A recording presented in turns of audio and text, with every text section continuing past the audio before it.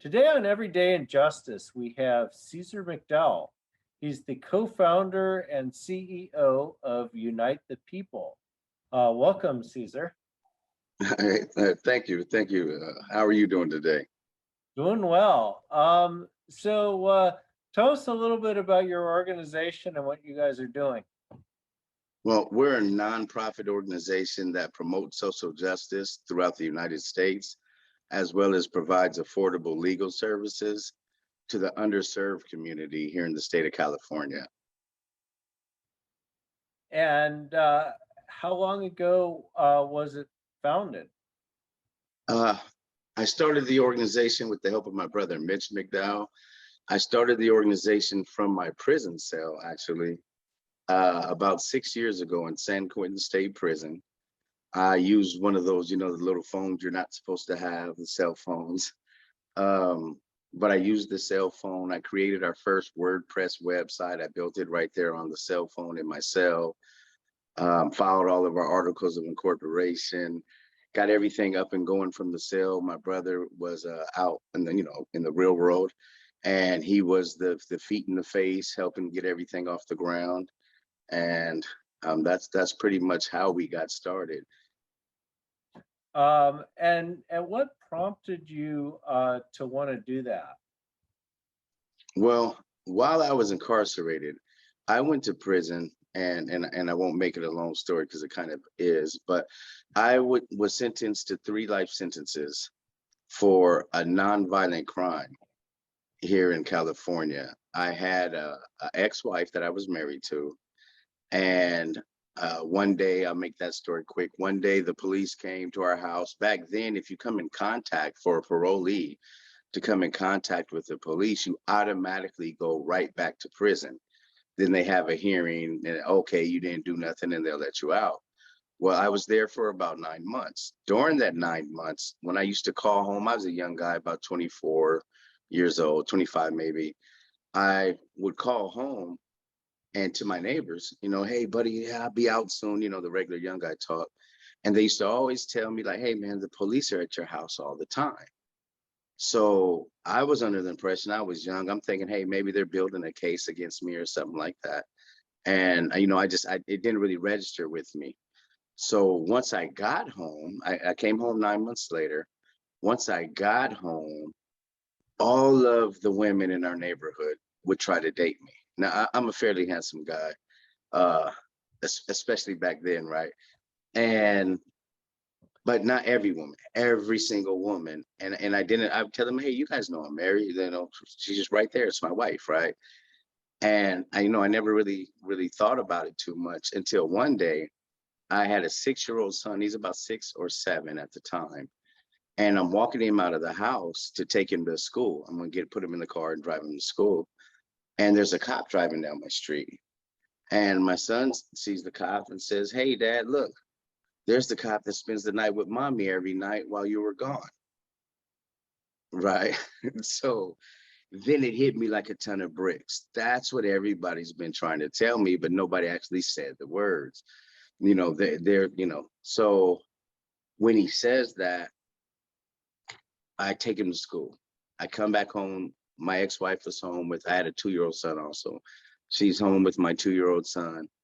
And I come in the house, and now I'm expecting her to say, like, oh, no, you're crazy. Like, of course not. Why? No, I never. So I bust in the house. Hey, you sleeping with this cop? And she just looks at me, just stares at me like a deer in the headlights, right? And I go off. I start throwing stuff around the house. Now, there was never any physical abuse allegations. There was never nothing like that. But I am going off. I'm cussing her out. I'm throwing stuff. I'm packing my stuff up to leave. So I do tell her, and is it all right to curse on here? I don't know. Go ahead. Well, I tell her, I say, bitch, I'd kill you for sleeping with the cop that took me to prison. And I'm packing my stuff up. I mean, I said a lot more things, but that was the actual threatening statement I made. And as I'm leaving the house, she comes out with my 2-year-old son in her arms. And she knows, I was raised with a really good upbringing, good parents, great father type thing, so I wanted to be the same, right? So She knew this. So she comes to the door holding my 2-year-old, like, oh, you're just going to leave your kids? And I tell her, bitch, get back in the house. And I get in my car and I leave. Well, they gave me 3 life sentences for that. They gave me a 3rd strike life for saying, bitch, I will kill you. That was a terrorist threat.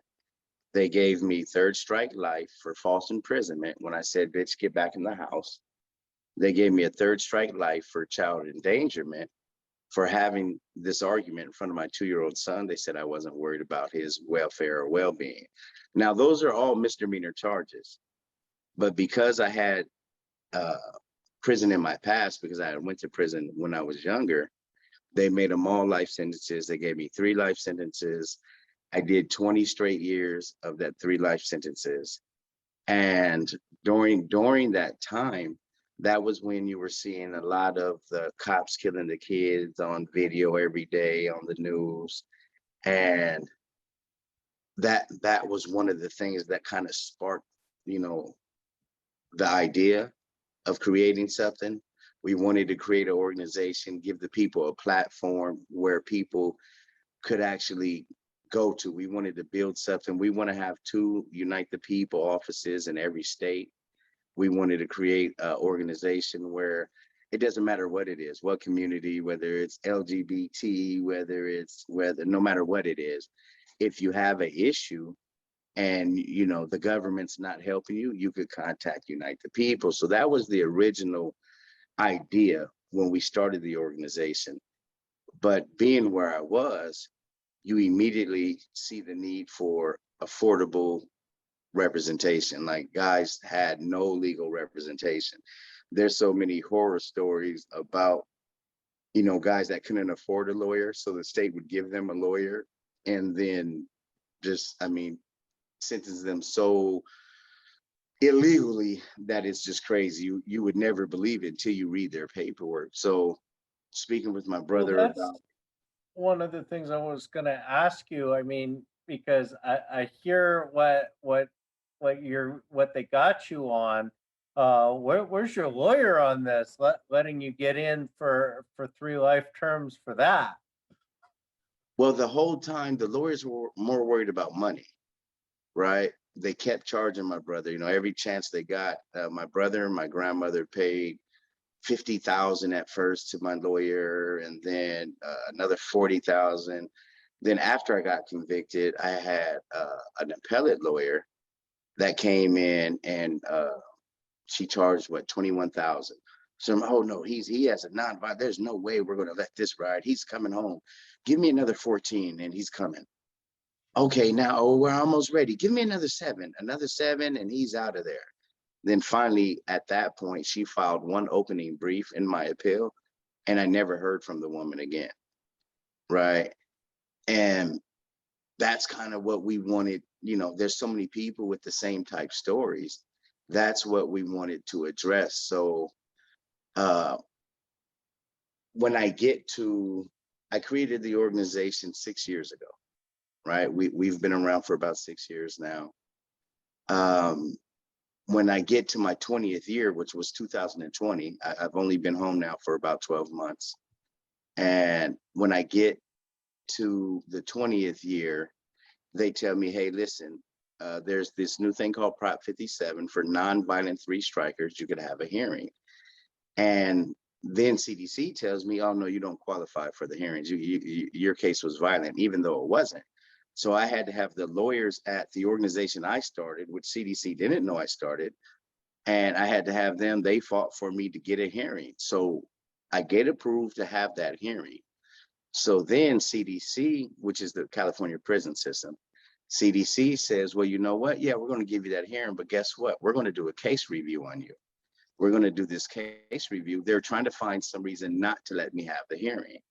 So once they do the case review right before my release hearing or the hearing to maybe be released, they send me a letter and say, hey, Mr. McDowell, we're sorry, but 20 years ago, you were illegally sentenced. And if you would have had a lawyer review your case, they would have found this out 20 years ago. You maybe didn't have to do that 20 years of your life that you just did. So, then, that was crushing, seeing that, I had children during that time. The children, we have grown apart. We don't speak at all. You know what I mean? So it was a lot lost during that time, family members passing away. So I do get the release hearing, and they do let me go, but 20 years of my life is gone. I'm let me put it this way. I do this a lot and talk to people about sentences like this and wrongful convictions, and I'm speechless at this point because it's like 20 years for that is ridiculous. Right. The actual charge, see, in California, with alternative sentences and the 3 strikes and the enhancements and everything that they have going, it's more about money. They get paid $88,000 a year per person. So any extra, way they can give you extra time, they do it, right? Those charges were all misdemeanor charges. They didn't carry nothing but 16 months in prison at the most. And what county is this out of? Riverside County. Riverside, of course. Right. And you end up in San Quentin of all places. Right. Well, I toured about half the prisons in the state of California, of course. And so I end up at San Quentin. And when I'm at San Quentin, that was when I guess maybe the maturity clock in my head changed, and it went from like, man, this is messed up what they did, to we got to do something about it. And if you keep waiting for somebody else to do it, it's never going to happen. If something's going to make a change, man, you have to get involved. So that's what we did. We started the organization. We did a initiative to change the 3 strikes law. It's called the People's Fair Sentencing and Public Safety Act of 2018. We were moving that towards the ballot. We didn't win with that. We do a lot of policy work. We helped a lot of Senate bills get passed on the Senate floor. We have a pretty strong grassroots following of people, because there's so many people here in California that's affected by the prison system and their sentencing schemes. We actually wrote part of the California Budget Act of 2020. We helped Senator Nancy Skinner working with the governor's office, and we got everyone 3 months off of their sentence due to the COVID-19 pandemic. That was back when no one thought it would be more than 3 to 6 months. We pushed for more, of course, but they wouldn't give on that. But we got everyone in the state of California that sentence reduction. We do a lot of we do a lot of everything. We do a lot of community outreach. We work with the homeless veterans. We do homeless kid drives. We even in the city of Long Beach, where our office is located, we couldn't do an event due to COVID, so we just purchased everything ourselves, packed it up in the office, loaded up some trucks, and spent the week with the whole team driving out and passing out care packages of hoodies, sweaters, socks, and all that, and to the homeless people out here. So, it says that you offer affordable legal services. So how does that work? If somebody wanted to access you, what would they do? Well, they could call our 800 number, 888-245-9393, or they could go to our website, unitethepeople.org. And what we do is this, right? We saw, most people that's going to prison is your underserved community. It's the people that don't really have a lot of money, right? And they can't afford these top-notch lawyers. So what we wanted to do was put together a legal team of lawyers and law students. And we have about 20 to 25 people, staff that work in our office for us. And I like to say with us, because you can see me sweeping, the same as I'm the CEO, you can also come in and see me sweeping the floor and emptying trash, right? So it's really working with us. But what we did was we found lawyers that actually cared about people. And then we kind of made it our policy that we don't hire staff in the office unless they either currently or formerly have an incarcerated loved one. We want them to understand what it's like, so when you're helping the people, that you actually care. And then another thing we do The average post-conviction case, like if you're trying to get back from prison or get your sentence reduced in the state of California, on average, it starts around $20,000 and it goes 30, 40, 50, whatever it may be. What we do is we do the same exact things that these expensive law firms do, but we do it for about 4 to 5 times less. Like, for example, a writ of habeas corpus. That's the vehicle that, you know, is most used to get your case back in court. At most firms, it start around 20,000 and they go up. We charge $3,500, and that gets them the same exact representation, the same exact everything, but it also gets them an organization. It's not just one lawyer filing something so he can say, hey, I did it, give you, you know, I got the money, now we're good. It's actually people who care. You know, we brought in a lawyer who, his name is Muhammad Ali. If you Google his name, you'll see that in 2017, he was, and I don't want to say, was it for whatever magazine it was, but he was rated in the top 100 most influential lawyers in the country. And that was somebody we wanted to hire because that was somebody who cared. You know, you can also find him online getting arrested, you know, out trying to help the homeless encampments. You see him in, you know, a little bit of everything, but that's what we do. We brought in a team of lawyers that weren't, you know, that of course we have to pay them something. We don't have pro bono funding. So what we do is we bring in cases, we charge the clients really low fees, and the lawyers still make, you know, their salary. We pay the staff. It's enough to keep the lights on and keep helping people, so that, you know, that's good enough for us. So kind of walk me through what a typical day is like for you, or is there a typical day? A typical day for me normally starts around 5:30 in the morning. Wake up around 5:30. I normally leave to the office around 6:37, and I get in, and there's literally like nothing ever is the same. You know, every case is different, so there's different things that are needed. But get into the office. I'm normally there before the staff get in. Start, whether it's scanning papers or bringing up cases, just learning. Again, I'm not the lawyers. The lawyers work there, but there's different things that you want everybody to know. So, you know, I might go through researching bills or things like that. Then when everybody gets in, just helping clients all day, all day. The end of the workday is normally around about between 10 and 11 p.m. I'll leave the office, go home, go to sleep, wake up the next day and do it again. Sounds familiar. So, you know, I guess one of the interesting things, you know, we write a lot on some of the new laws. California, last week, I guess the governor signed the budget bill, and that included $18 million for a pilot project for resentencing under 1170D. And so I wrote an article on that, and I've been inundated with emails from people, most of them, you know, wives of incarcerated men, trying to figure out how to access the services. Is that something that you guys would be working on? We work on that every single day. I can tell you everything about 1170, and it's not just D, it's 1170 D1, and it's a million 1170s. One thing that you find where they say that they write something or did something for us, but you have to read this fine print. If it's not retroactive, then it doesn't really help us, the people that are incarcerated, right?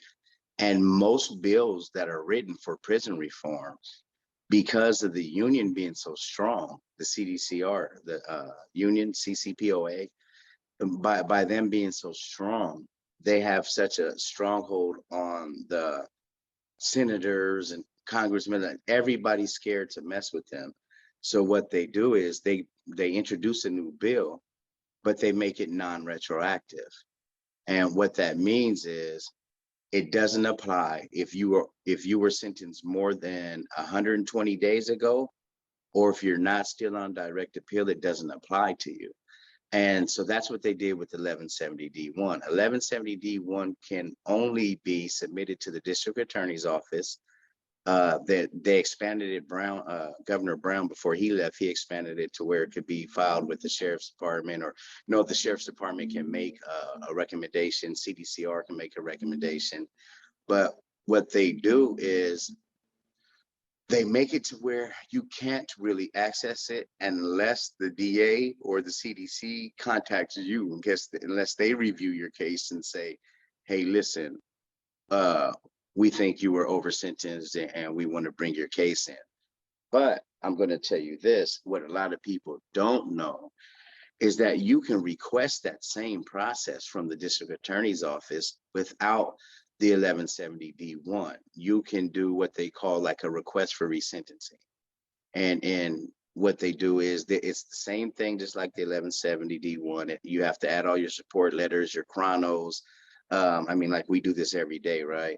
You create a package showing, you know, what the guys have done good and while they were incarcerated, family support, job support, if they were to be resentenced and released. And then you submit that to the district attorney's office as a request for resentencing. Now, they do have discretion to tell you, no, we're not looking at it because it's not an 1170 that we're doing. But some district attorney's office, we have gotten guys' cases back into court using the request for resentencing, just because the way they model the 1170D1, it basically makes it only on them to do it. And you know, when is the last time CDC said, hey, we want to release a bunch of these guys, right? Yeah. So I'm kind of curious, you know, I talked to a lot of formerly incarcerated, and it seems like everyone kind of has a story about, you know, there's kind of this moment where they're like, okay, you know what? Bad stuff happened, but I got to get on with my life. And kind of the light bulb comes on at some point. And, you know, what was it for you that kind of uh, got you from where you were 20 years ago to where you are now? I don't know if there was an exact incident, but I would say that the police killing the kids in the streets, then watching the people riot and rally, and then there was no organization that comes in and does nothing. When I was a kid, you always heard about the NAACP. Something goes wrong, contact them now. Well, I contacted NAACP. Office was literally right outside of my county jail cell, and I used to contact them daily, and they would never even answer my call, right? I wanted to create an organization that was there for the people after seeing those things. So I would say about 6 years ago, I would just lay there and be so frustrated. When you see it, you know what's going to happen. They're going to riot, rally, and then nobody's going to actually hold these DAs accountable to prosecute those officers for murdering the people. Then nobody ever holds the DAs accountable for the sentencing. Like, a lot of people blame the police for the prison overcrowding, and that's not necessarily, yeah, that's where we get arrested at. But the root of the evil comes once you're locked up. Once you're incarcerated, for the DAs, it's just a game. It's like football. They don't necessarily care whether you did it or not. It's about getting you sentenced and getting you the most time possible.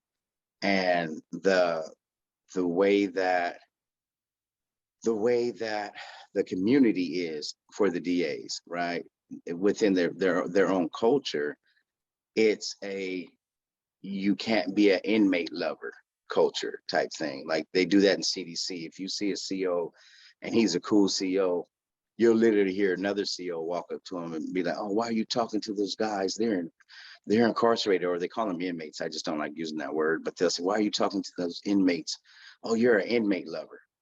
And it just flashes back to me to the racist nigger lover statement, right? It just, to me, seems like one and the same, but they both seem to have that culture. So that's something that we wanted to start the organization to kind of disrupt. And we will get to that point. And We're growing pretty fast. We are opening an office in Philadelphia, like within about next 3 to 4 months. And then after that, we're going to Ohio and Washington. So we're growing, we're going to get there.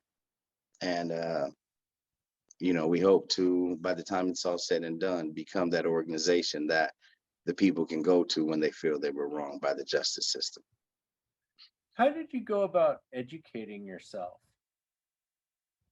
I think prison did it.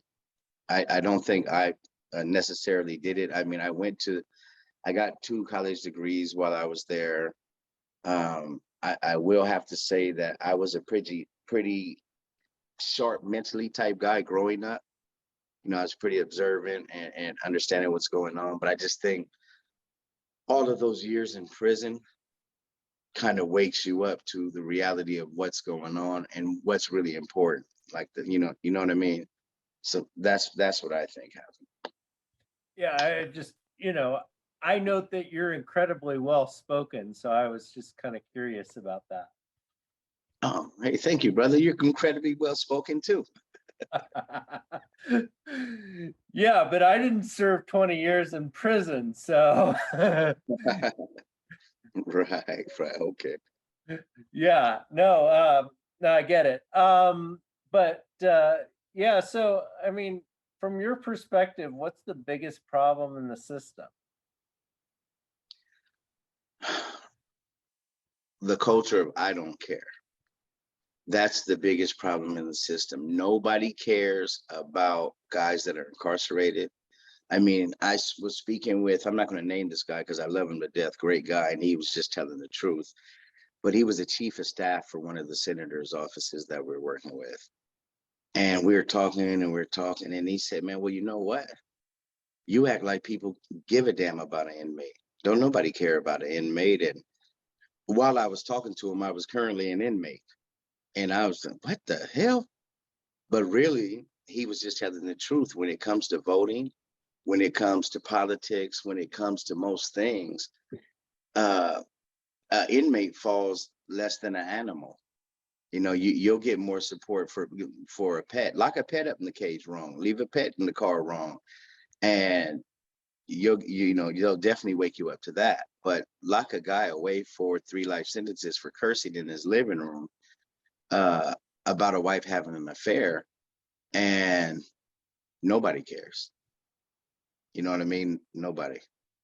Yeah, no, I experience this all the time. In fact, when we published an article on the pilot project in California, on 1170D, people were like, why you want to release all these criminals? And I'm like, well, a lot of people have been in there for a long time and really aren't a danger to anyone. So there's this mindset that people have, that everybody who's been incarcerated is dangerous. And my Right. experience, at least, is that most people incarcerated aren't. They've made some mistakes. A lot of them grow up, and they kind of move past those mistakes. And if they're given a second chance, they're not going to mess up again. Right. For the most part, you see that, but you have to realize the way that a person in jail is vilified for the movies. Any movie you see of the prisons, it's some big knives and killings and rapes and really for the most part, like you said, for you made a reference today that in my head I laughed when you said you ended up at San Quentin prison out of everything. San Quentin is the nicest prison that you will ever see. San Quentin, violence is very minimal. It's totally full of colleges and classes. They have 2 separate colleges that offer classes. There's 1,000 different self-help groups. Like, it's nothing but positive stuff all day, every day. They have programs where the outside prison ministry, Christian prison ministries, come in and play basketball against the guys that are incarcerated. The Golden State Warriors come in and play every year against the guys that are incarcerated. But when they told me, hey, we're transferring you to San Quentin, first thing in my mind was, okay, you have to become a killer now, right? That was the first thing I thought, because that was all you see, that's all you hear, was like, okay, well, now it's about to get real. And you're going to go in there and everybody's going to be stabbing you, you're going to stab everybody, and that's what you're thinking. And then when you get there, like literally a fight is frowned upon amongst the prisoners. Like, oh, fighting, why would you fight? You know what I mean? And it's just a different culture. But for the communities, they don't know that. They think when you go to prison, like, oh, he must be, I've had friends that didn't know my case, that were married, and their wives are 100% against me. Like, oh my God, he must have done something. But they didn't know the story, right? I was in prison. They didn't have a chance to talk to me. All they heard was Cesar went to prison for arguing or something with his wife. And they automatically think, man, and that's just what the thought process is. But that's not necessarily the truth. There's a lot of regular guys, like your next door neighbor that you haven't seen in a while. 9 times out of 10, if he's Black, Hispanic, or broke, no matter what the race, he might be in prison. You know what I mean? Maybe not 9 times, but quite often, man, you see guys in there like, hey, don't I remember you from high school? And you know what I mean? So, that's what it is. But I think it's just what the community sees you as. So how do we change that?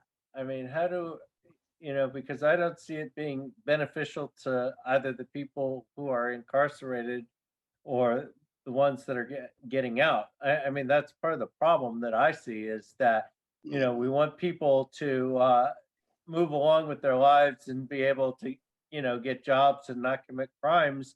And then we make it impossible for them to get jobs and not commit crimes. Right. And just like one thing that we're doing right now, we're currently working with the company. They asked me not to name who they are. Why, I don't know, but they're one of the biggest companies, if not in the United States, definitely in California, Northern California. And they've started a pilot program. And until they find out if the program is successful or not, they really don't want to. But they come to us to find people who are incarcerated coming home. And they're starting an 18-month program. They get paid, top benefits, go through this program to receive like an executive level position, or at least a higher up position than just, on the floor laborer type job. And, they wanted to help create jobs for guys that were formerly incarcerated, so they can take care of their families for real, right? So you don't have to come home and, you're working in the back of a warehouse somewhere making, half of minimum wage, right? But the way that we get that out there, to answer your question, the way that we get that out there is in the media. The same thing that we're trying to do at Unite the People is educate the people. A lot of people speak with me, and not just speaking of myself, there's a lot of guys, but I'm gonna just use me for example. They say, you do not seem like someone who just did 20 years in prison, right? Because that was the picture that they was given. Actually, it's a lot of guys in prison like me. There are some bad guys that maybe should be there. Maybe CDC should learn to incorporate the guys that are incarcerated in the release of other guys that are incarcerated process. Maybe not tell them like, hey, he's judging you too. But there are some guys that should stay in prison. To be honest, I can't say that there isn't. I've met some guys that I go, wow, if I ever seen you in the real world, I would, definitely be frightened for my family and neighbors and all of that. But that's very rare. That's not the typical at all. That's maybe 10 to 15% of the prison population. The rest of them are guys just like me, regular guys, man, that just made a mistake and went to prison. Yeah, it seems like, the public has this perception that everyone in prison is Charles Manson or, Right. Hannibal Lecter or something like that, some crazy psychopath. But the reality is that, even people that commit violent crimes, there's all sorts of stuff going on, from substance abuse to mental health issues to just growing up in bad situations and having all this trauma. And a lot of them, not everyone, but a lot of them, at some point are able to kind of figure it out and find themselves. And Right. it's really cool actually, to to meet some of these folks, because you're like, yeah, these are just like everyone else. There's no reason to be worried about them. Right. Right. But again, that's definitely true. There's a lot of guys that, at the same way I said I've met guys that I would say shouldn't come. There's a lot of guys that for instance, did you watch the movie Cue Ball, the documentary at San Quentin Prison about the Golden State Warriors coming in and playing? It's a Kevin Durant documentary. No, I And didn't see that one. yeah, it was on Netflix for 2 years. Now it just went off of Netflix. It's on SF Spots, Fox Sports. And there's a guy in there. There's actually two guys. One is a guy named Alan Alan McIntosh is his name. And it's that the documentary kind of features three guys. And two of them I personally all three I dealt with on a regular basis. But one of them is a guy that we're doing a campaign for right now called Operation Black. He was given 25 to life for possession of a firearm when he was in his early 20s. Now he's 40-something years old, been in prison 24, 25 years, and they're still not letting him out. And it's a gun possession charge. And they feature him in the movie. And when everybody sees him, he's a big old, tall, really likable basketball player type guy. He's not, he's not a violent dude at all. But if you don't see him if you don't see him in the documentary, and you just hear about this 6'5", 6'6" black guy who's in prison with life, you would think he's a monster, and he's absolutely like totally the opposite, right?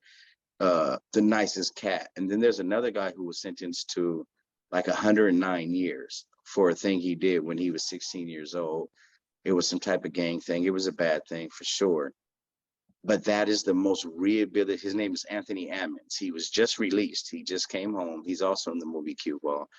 And he's a close buddy of mine. But just being honest about the guy, he's the most rehabilitated guy I've ever met while I was incarcerated. I mean, he would do no wrong. Anything hey, man, let's go do this real quick. Oh, no, absolutely not. That's wrong. And I'm going to group. But, it helped the guy. You know what I mean? And honestly, if he was my neighbor babysitting my child, I'd be comfortable with it. Like, so they do have those guys in there too, is what I'm trying to say. Yeah, no, I agree. I just think there's got to be a way to kind of communicate that to the public, so that, anytime they hear that people are being released from prison, they don't go into this cold sweat panic. You have to educate them. It has to be seen in the media. That movie Cue Ball was a great vehicle, but there just has to be more things. There has to be community events where they're out talking to the large events, not just a community event with 10 people in a church, small room. It needs to be something seen on TV and in the media, people to see, just regular guys. Like, man, okay, wait, maybe everybody. I tell you this. While I was in San Quentin is notorious for its name. They bring tours through there all the time. Like every day, there's groups of people just walking through the prison, looking in the cells. And one thing that you find talking to these people, when they're leaving, you'll ask them like, hey, what's the biggest thing you noticed when you came here? Their number one comment always is, wow, it's a lot of blacks in here. Like San Quentin is almost like 85% black, right? And I might be off by a few numbers, but it's a lot of black people. That's the first thing I noticed when I got there. Like, oh, okay, here's where all the black people are. But then and I'm a black person as well, but that's just, what it is. And then the second thing they tell you is, you guys seem like regular people. We thought when we came in here, it was going to be monsters and all the rest of that, but that you hear those two things the most, that, wow, we did not know that, the regular guys in our neighborhoods are in here too. Yeah. Well, we're just about out of time, but what would you tell people who want to help or get involved? How can they do that? How can they help your organization? They can contact us again at 888-245-9393 and ask to speak with Cesar or Mitch McDowell. That's my brother who co-founded the organization. They could go on our website. There's a button that says contact us. They could contact us and say, hey, I want to get involved in somehow, some way. And I know we're almost out of time, but that's something that you hear a lot as well, is I don't know how to get involved. I really want to help, but what should I do? Just contact us. And whether it's community work, you want to go out in the community and work, whether you want to donate to help people that are less fortunate than yourselves, be able to afford legal services, like even with our low fees, we get a lot of people, man. There's been times where I have donated my check. I lived 20 years on top ramens and tunas. So, there'd be a nice lady, old lady come in. She wants to help her kid. They just don't have the money. I would say, it will just take my check and give it to her. I'll go 30 days. I'll get some top ramens. And I've literally have done that a few months since I've been home. So if people want to donate, they could go to our website and hit the donate button, and all donations that come in to Unite the People go strictly to helping the people that can't afford our legal services be able to get those services. All right. Well, I want to thank you for coming on and sharing really your incredible story, both personal and your organization's success. 6 years is not a long time, and you guys have made tremendous progress. Absolutely, brother. Well, I definitely appreciate it. I thank you guys for having me on. And, who knows, man, maybe one day we'll be able to, educate the whole population on what the truth is, man. So, but definitely appreciate you. Thank you very much. And, hopefully speak with you guys again. That was Cesar McDowell. He is the co-founder of Unite the People, a great organization that helps offer affordable legal services, and you just heard a whole lot more, and helps to promote social justice and policy change, which is desperately needed in California. And he's going to be heading, their organization is headed to Philadelphia, which should be an interesting endeavor on their part. This has been Everyday Injustice. I'm your host, David Greenwald. Join us again next time for more tales from the injustice system.